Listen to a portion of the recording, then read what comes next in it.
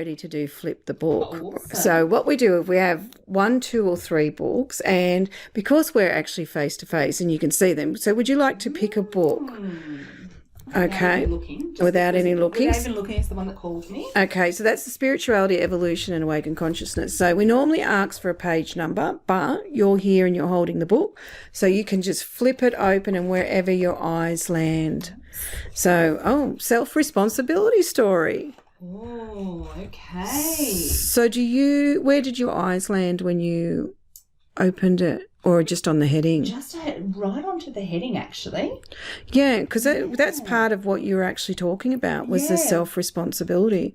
Look at that. So how important is self-responsibility to you, and what do you think happens when we're not?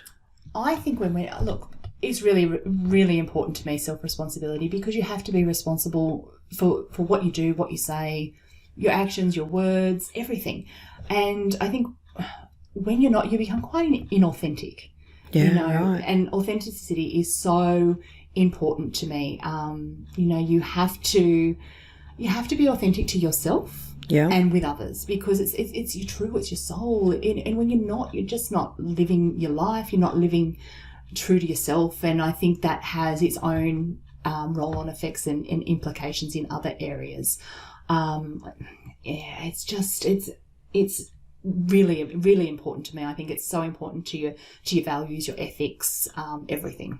Yeah, definitely to your ethics. Yes. Yeah. And I think when you sort of veer away from that, you get a bit lost. And who are you? If you're lost, who are you? And you've got to then try and rediscover the essence of yourself again.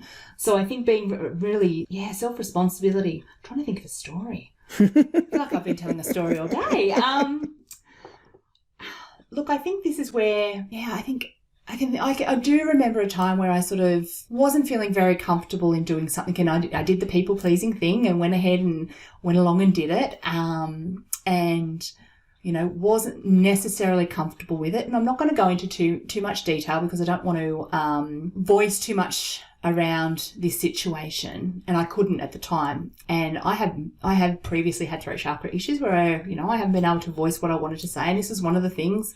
Keep the peace, don't say it. Keep the peace, don't say it. Suppress. Yeah, suppress. Yeah, be a good girl. Don't say what you really think. Don't cause waves. Keep it all in. It'll be over soon, and all of that sort of stuff. And I wasn't able to say what I needed to say because it wasn't appropriate. Yeah. But I did end up losing my voice by the end of this week that I was in with several different people.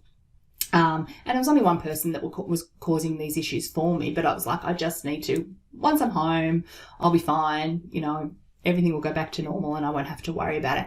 But it was like 2 days into this week away that I just lost my voice. I couldn't say anything to anyone by this stage because this is how it manifested for me. So jammed up. I didn't have enough respect for myself to say something before I ended up in this situation. If I had have actually had enough self-respect for myself to say something at the beginning. Do you think that was a fear of judgment, or do you think it was a fear of rocking the boat? Right. Because, just don't rock the boat, just go along with everything, keep the peace, don't cause waves, be a good girl. Yeah, all that sort of stuff.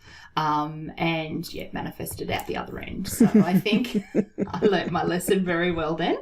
And now I have the difficult conversation at the beginning. Right. And try and do that in a respectful way. It's still very hard. Yeah. I don't like difficult conversations, especially when it's me. Yeah. Oh, they're hard to have. They are difficult conversations for a reason. And people struggle when you point out sometimes what is completely obvious. Yes. And say, like you're demanding of me, or you're contrary. I'm struggling, to work out what it is that you're wanting, whatever it is. Yes. And then people, because we've got these massive protection mechanisms.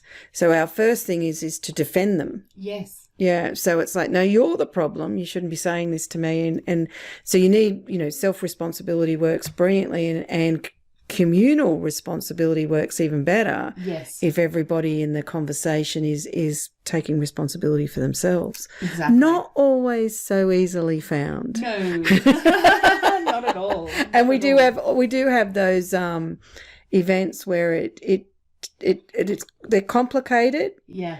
And it is about being respectful. Yeah, So it is. it's interesting. Thank you for coming in. Thank you so